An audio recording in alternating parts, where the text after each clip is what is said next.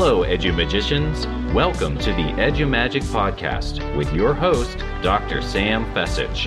Dr. Sam is a professor of education, author of EduMagic, and a pumpkin spice latte fan. This podcast is designed for pre-service teachers. Remember, friends, teaching doesn't begin at graduation, but during that first class at 8 a.m. Let's get this party started. Hey, I'm Gretchen Bridgers of the Always a Lessons Empowering Educators podcast, a part of the Education Podcast Network. Shows on the network are individually owned and opinions expressed may not reflect others. Find other interesting education podcasts at edupodcastnetwork.com. Hello, EduMagicians, and welcome back to another episode of the EduMagic podcast. My name is Dr. Sam Fessich, and today I have an amazing guest with me, Mike Rutherford, and we are talking all about building relationships with students. So we know that this is something we talk about in our coursework, and we got to build relationships. So what does that mean? What does it look like? What are some examples? We're going to jump all into it this episode. So thank you so much for joining me, Mike. It's great to have you here. Hey, thank you very much for having me. I really appreciate it. And I'm very excited because what your audience is so important of helping them get off on the right foot and have the right attitude about the absolutely wonderful field that they've chosen as their profession. So thank you for having me here. Yeah, teaching is the best profession on the planet for sure. So Mike, before we get into our content for today, we started talking before we were recording, and sometimes our best conversations happen before we click that record button. But would you be able to share a little bit about your teaching story, where you started, what you're currently doing? Sure. I started teaching I went to Indiana University in undergrad and did my student teaching in Indiana. But I got my first teaching job in Fairfax County, Virginia, taught there for a few years, and eventually went into the ed tech side, teaching teachers how to use technology. Became an ed tech director, then went into the startup world and helped bring the LMS to the K-12 space with a company called Blackboard. I started their K-12 group. Oh, that little company called Blackboard. Yeah, well, it was little then, and then it grew up into something quite bigger. Yeah. But I ended up leaving Blackboard and going into a professional development and publishing company where I really got to focus on new teachers to the profession and the new teacher mentors. Then the interesting thing is I returned back to the classroom when we moved overseas. My wife got hired as a job. I went back in the classroom after many years outside the classroom, and it was awesome. I went back and taught sixth grade humanities, and eventually English language arts and social studies broken up. And now I've left the classroom and have started a company called Growth Over Time Learning, or commonly known as GOT Learning, which is an online education platform to help curate and share learning evidence via learning conversations with students. So that's what I'm doing now. So you've been everywhere and have done so much within the field of education and educational technology. Thank you so much for supporting us teachers through the technology and through that program you had mentioned about supporting new and mentor teachers. I know that you've done that before, but could you share just a little bit about maybe some secret sauce to helping that mentor new teacher relationship? In the mentor new teacher relationship, I would say yes. I mean, to be a new teacher is one of the hardest things that you're ever going to go through. And you have to know that especially that first 6 to 8 weeks is going to be something incredibly hard. So you do need to have a mentor. And if you read Dr. Sam's book, she talks about building your PLN. You need to constantly do that through your entire career. Is that something that needs to be nurtured? And it's very important at the very beginning of your career in the classroom, because the research shows that within the first 6 months, you've decided as a new teacher how you're going to do your teaching for the rest of your career. And so it's super important to know and trust your mentor. And if that mentor is not the greatest one for you, you can go out and have other mentors, because you don't just have to have one. You get to go out and choose the teachers that you want to see. And I would highly recommend you even do that, even if you love your mentor. The other thing that I'd recommend on top of that is when you're new to teaching, go and observe other teachers. as much as you can. And you're going to learn some really cool skills. You're going to learn things, what to do. You're probably going to learn some things not to do. Take the time to do it. And it's so hard to do at the very beginning because as Sam and I talked about, you're thrown in the deep end right at the beginning of school, but definitely reach out to get with your mentor the school assigns you. If they don't assign one, go find one. My mentor ended up being my mom when I first went into schools. And it was hard because this tells you how old I am. Long distance calls during the day were usually somewhere between $8 and $9 a minute. So we had to call late at night. And so I could only get 50 cents a minute, right? And after go over things. And I shipped videotapes of my teaching to her, and she'd watch and comment and provide feedback on. And she was an absolutely phenomenal mentor, and I'm glad I had her. But you got to reach out and do what it takes to make sure you are getting the support that you need. And don't sit back and wait for a school district to do that. Definitely take it into your own hands. Ask for advice. Anywhere you ask for advice, people generally give it to you. So I'm doing right now. I love it. We've already started with so many gems just in that one question, but let's get into our main topic for today, building relationships. We know that this is something that student teachers, field students, and new teachers get to do, not Luna's they get, not have to, they get to do throughout their teaching careers with their students. So why is this building relationships? Why is this so important? Why is this a get to do and something that we should be doing? I would say building relationships with students is incredibly important because first you have to get to know them and get to know where they are in their learning. Each and every student, it is at a unique place in their learning, and they each learn in different ways, and they come with different skill sets and all those kind of things. So our job is truly not to manage their learning. And you hear about the word manage used, and I don't like to use that word. I like to use the word leading as much as possible. So you're leading the learning, because managing means you're maintaining, where leading means you're taking to a new place. So you have to think of yourself as leading the learning. And so you're leading each of those students to new places in their learning. And you're going to find out real quickly when either in your student teaching or in your first year, that you're going to have students that you have I remember teaching 8th grade. I had some students who needed to go to college, and they were in my 8th grade class. And I'm like, they're smarter than I am. They know more than I do. And then I had other students who were at a third grade reading level or also they were learning English because they spoke 4 other languages and English was their 5th language. So I had to really know those kids. So if you don't have that relationship with students, how can you let them know that, hey, what we're doing is important? Mm-hmm. How can you let them know that, hey, and I would highly recommend tell them that, hey, what we are doing is important. And then 2, I know you can do it. And then the third part that I'd recommend is say, I won't give up on you. Oh, that's powerful. And that's super powerful, but it's also really hard. But if you commit to that, you'll all of a sudden believe that the kids will know that you care about you. They may not like you. You may not personally like what they do in class, but you can work on those at an individual level. But if you sit there and say, hey, what we're doing is important, and I know you can do it, and I won't give up on you, some really magical things can happen and will happen. I love those 3 phrases. And I think using those with your students helps build that rapport. It helps bring out that respect between teacher and student and promotes that culture for learning within your classroom.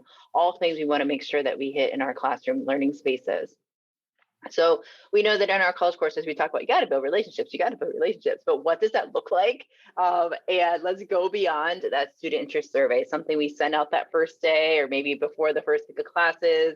Let's go beyond that student interest survey. What does building relationships look like? And I know in a kindergarten class, it's going to look different than in a secondary class, but what are some examples that you have? I would say that beginning survey is a great start place, because then you find out you'll find out a student real quick goes to ice skating every day for 4 hours after school. You're like, wow, really? Okay, guess what? Learn about ice skating real quickly. And the way you can do that is by making that connection there. And that may be a conversation in the hallway, could be at lunch, could be as they come in the classroom, as you're giving them a fist bump to welcome to the class, ask them how skating's going, whatever it is. You make this happen by getting to know your students. And you have to do that by talking with them and in talking with them on their level. And that can happen just by knowing their names immediately. Work really hard to know their names within that first couple of days. Print out the pictures that first, even before school starts, print out the pictures in color if you can, and start memorizing. Names. Get to know their names, get to know how to say them correctly, and make sure the name you're using is the name that they want. Because they may be Michael, but they want to be called Mike. And so those kind of important things really do matter. Now, stepping beyond that is, I learned something really cool when I returned back to the classroom that I really didn't know when I was a first-year teacher, and I had been out of the classroom for many years, was the power of conferring with kids, just talking with them. And I learned it because of Readers Writers Workshop, which was I was doing on the English side, but then I realized I want to teach this way on the social studies side too, because then I get to really know what kids know, what they're thinking, how they're making connections, and I can start doing some personalized learning. So I conferred with them and met with them for a minute and a half or 2 minutes. I might even stop them in the hallway and ask them something that I wanted to talk about in class. And when you individualize that, it's very different than if I just stopped a kid and said, hey, recite what we did as an entire class. No, let's talk about what that student was talking about, or their passion, or whatever it is. How can you relate ice skating to science? And there's a lot of things you can do there with it. So, but if you need to be able to, that's how you get to make those kind of connections. So I would highly recommend that. So starting with that interest survey and then conferring with the students and bringing in what they enjoy right into that lesson, right into the classroom. Yeah. I'm sorry, I didn't mean to interrupt. No, it's fine. I think also looking at that student interest survey, you had mentioned maybe doing ice skating 4 hours after school, 5 days a week. That would also give you information about the homework expectation, things like that when you're assigning work for students. So that's also really important to know. Oh, the pressures that this actually is a true story, was the pressures are incredible. That they jump in a car and they're gone for the day, and they come home when it's dark at night. And to sit there and expect them, hey, you need to be reading 20 minutes a night, and you also need to work on this paper. And I'm one of 8 classes the student had, while also doing 4 hours of ice skating. So it really leveled my expectations on to what the stresses that she was dealing with as an 11 or 12-year-old. So it's definitely good to know those kind of things and what's going on in their lives. And it shows respect for them as well, that you're respecting their time outside of class, that I know I'm just one of 8, and let me try to work out some stuff with you. So I think that's really helpful for the student to see that respect for them too and their time. So whenever we're talking about building those relationships with students, this is a topic that we talk about in regards to classroom management. And when we think about classroom management, I don't really like the word classroom management. It reminds me of The Office and how Michael Scott was the best boss. But when we're thinking about classroom management strategies, building relationships is a part of that. Why is classroom management and relationship building so intertwined together? The building the relationships part is so key. I remember my absolute favorite teacher I had was in 8th grade. Her name was Miss Murray. And Miss Murray had one rule in our class, and that was don't be rude. And that was it. And she was one of those teachers that knew everybody, knew them well, knew what was going on in their lives, listened to people. And we all knew it was really cool because we talked about some cool stuff in 8th grade civics that was going on. And this is a long time ago. But she would sit there and listen to us and ask us probing questions. And we never had, there were never behavioral problems in the class because she didn't let it happen. And because of those personal relationships, they didn't happen. And later in life, I figured that out when I became a student teacher and a new teacher. My mentor had said, hey, the best classroom management program is a good instructional program. If the kids are actively engaged, and I'm not talking about engagement in regard to entertainment, I'm talking about intellectually engaged, culturally engaged, socially engaged, all the 5 different kinds of engagement, your behavioral issues go away. If you're meeting the kids where they are, and you're leading them to a new place, you're meeting that kid who has a 3rd grade reading level where he or she is. and taking them to a new place. Or you have a kid that should be in 10th grade, but is in your 8th grade class. You challenge them in another way, because usually if the behavior problems happen in classrooms, it's for another reason, whether that it could be academic, it could be a social area, it could be looking at Maslow's hierarchy of needs, it could be physiological, all those kind of things. Mm-hmm. But guess what? The way to find that out is by building that relationship to find out, hey, is that student getting what they need so that when they come into the class that they're ready to learn, they're not scared, they're not hungry, all those kind of things. You have to be an advocate for, because you are on the front lines of helping them move to a new phase of life. And you have to be that advocate, and you have to pay attention. And the only way to do that is you got to know them. Yes. Yes. Yes. I wish people could see our video today, because yes, that is so powerful. Engaging students in all those different ways, intellectually, socially, emotionally, meeting them where they are. And like you said, leading them to their new learning journey. Oh my gosh, that is beautiful. I love it, Mike. So many golden nuggets being dropped today in our episode. However, we are going to have that 1-2 students that want nothing to do with us. They're difficult to reach. What are your suggestions for those students that we have in our classes? I'm going to go back to those first 3 things that we said in the beginning of Yes. 1, what we're doing is important. And then 2, I know you can do it. And then the third one is, I will not give up on you. So those kids that, let's say they are giving you some behavioral problems inside class, the worst thing to do is challenge them in front of the class. The worst thing to do is call it out in front of the class. The worst thing to do is do anything publicly. I mean, there are still stoplights in some classrooms where they move kids in clips and all those kind of things.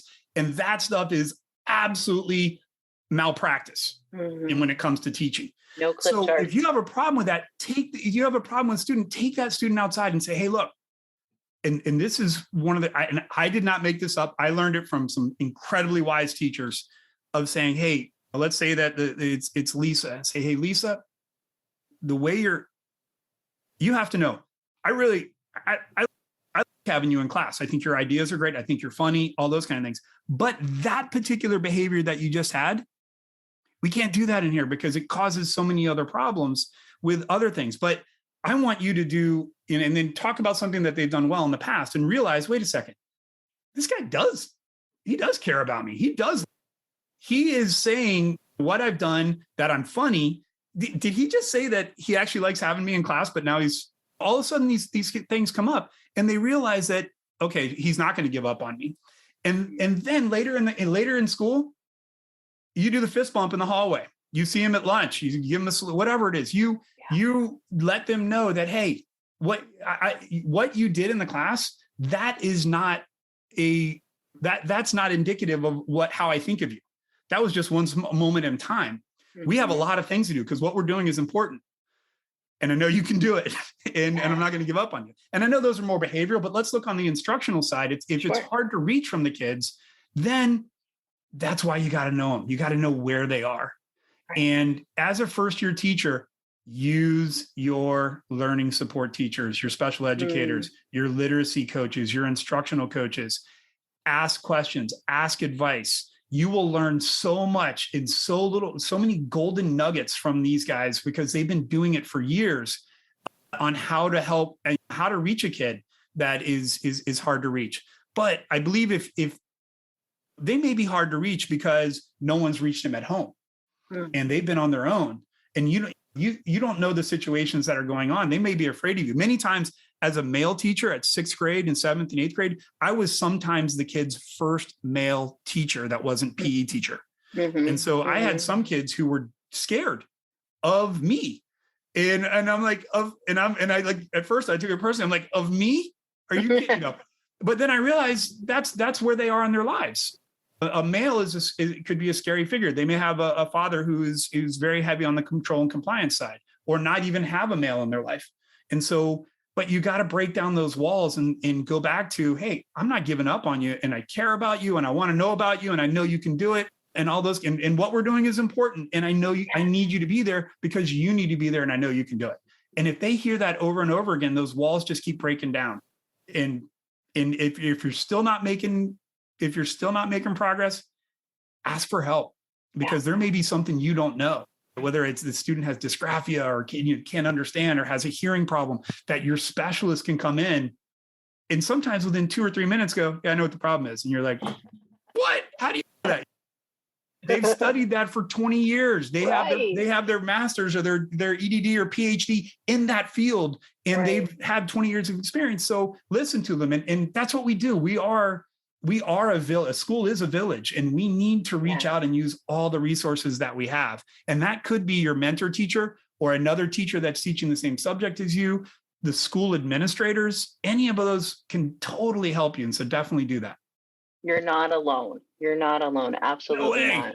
No, you may feel like you're on an island because you're in 4 closed classroom walls, but constantly reach out to people. So, and that's why building like we talked about in Sam's book, have your PLN, your personal learning network, and have your group of people that you can talk to about it, whether it's online, whether it's face-to-face, whether it's at a restaurant after school, or on a morning yoga class before school. Whatever you do to do those kind of things, that's where you can do. I guess you're not supposed to talk about that stuff in yoga. I wouldn't necessarily know. I've never been to yoga class, but if you're at the gym, you could do that. Sure, so. At the gym, yeah. I was just going to mention that, Mike, going back to your PLN. So great minds there. So you talked about meeting students where they are instructionally. I would love for you to share a little bit more about Got Learning. So for the practicing teachers who are in the crowd listening today, they might be interested in learning more about that. So let's share more. Okay. As you heard my story, I was in the classroom and then left the classroom and went into the private sector for a long time. And then went back. And then went back into the classroom. And I realized that we as teachers didn't have a tool that captured the conversations that we have with students. And I wanted, and I didn't want to be the one that was the one who wrote down everything and did all of the work. And so I wanted to find software or a technology of some sort, because I tried it with notebooks and folders and Google Drive folders and all these other kind of things. I wanted one place that we could have a place to communicate and basically curate, meaning both of us together, curate learning conversations about qualitative learning data. And when I say qualitative learning data, I'm talking about if you're a math teacher, it's how they're doing their problems. And it could be an assignment inside of class. And then you can provide feedback. They can do revisions. And then you can provide more feedback. They can do reflections, but they own part of that. So you're building student agency so they can see their learning over time and go back to that and not have, because your feedback could actually, if you give feedback to someone, it could go right on the refrigerator and they'll never look at it again. It could be in the recycling bin. It could be in the bottom of the car or the bus or a locker or a book bag or wherever, or even in their friend's desk. And we need to build upon that individualized learning, that feedback that we gave them, and be able to show that how they've grown over time. And so I put that together in one platform because I couldn't find a platform that did that, so that the student and the teacher could have these learning conversations. But also, how can we include the learning support teachers, special educators, the counselors, literacy coaches, and school administrators to be part of that? So it's called a collaborative learning system, and it's built around how a school actually pedagogically operates or instructionally operates. And with being able to just be a whole village about each individual student and how they grow, how they show their growth over time, not just in a week or a month, but over a year, over multiple grades, all the way from kindergarten through 12th grade. Wow, that's really impactful. It's a definitely unique and different way of looking at the student learning journey, because so many times we have tools out there that do things at the classroom level. Here's what we're doing as a class, and then everybody has to go get the assignment, and then they start working on it. Well, that right there, when they start working on it, it's when the magic happens, because that's where they're interpreting. Each of them have a different way of interpreting things. They have different knowledge, they have different skills, they have different language, they have all those kind of things. And then that's where you need to meet them individually and then lead them to new places in their learning. Mm-hmm. And if you try to do that on paper, I did, and it was incredibly hard. And things fell through the cracks. Once I started using technology to do that, it was amazing how I could see what Andy was doing and what he did 2 months ago. And not only that, when we came to parent-teacher conferences, tell Andy, hey, Andy, tell all your students, let's put together what you had in August, the beginning of the year, your first quick write at the beginning of the year, and let's compare it to the one that you have at end of October. And I want you to reflect as how you've grown as a reader. Grown as a writer. Mm-hmm. And you can do it on audio, video, everything, because all of Got Learning keeps all of those, lets you use any tool that you want and put everything into one place in these conversations. And it was absolutely magical when the parent-teacher conferences, most of the time I wasn't involved because the kids just started talking about, this is how I've grown as a writer. And you have this parent who hasn't really paid attention to what their kid is really learning. What they paid attention to is behavior, grades, attendance. Mm-hmm. But when they started talking about, a student was talking about, well, I have grown as a persuasive writer because now I state claims and I back it up with evidence and I try to get the reader to believe this way. And the parent looking over at him going, I should hire you for my law firm. That's incredible.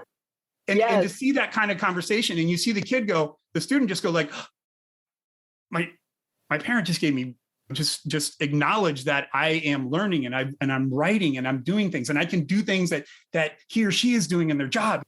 It was a great connection. And that's where the real magic happens, as opposed to open your grade book up and saying they have a B and they missed 3 days of class. Yeah, exactly. They can get that in. They can get that on the SIS. What about the important showing growth over time? That's where all that magic happens. And so that's what Got Learning encapsulates.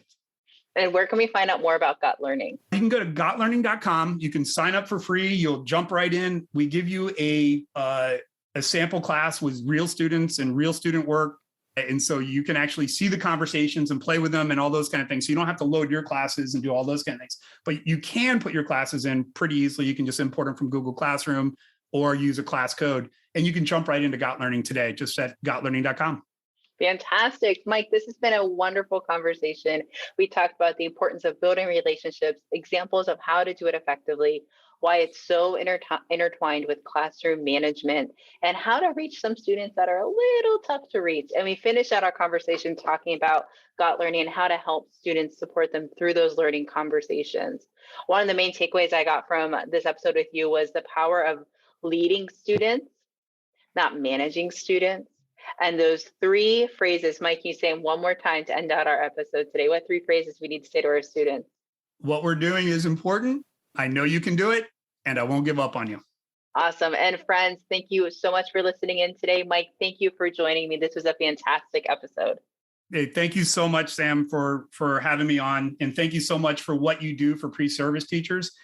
And the pre-service teachers are actually active teachers in classrooms right now. Thank you for what you do, because it's so incredibly important. So thank you. Absolutely. Absolutely. All right, friends, you have the edgy magic within you. Bye for now.